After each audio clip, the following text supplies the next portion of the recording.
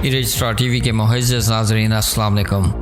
नाज़रीन, मीरपुर से अफसोसनाक खबर, नौजवान ट्रैफिक हादसे में जाँ बाक हो गया।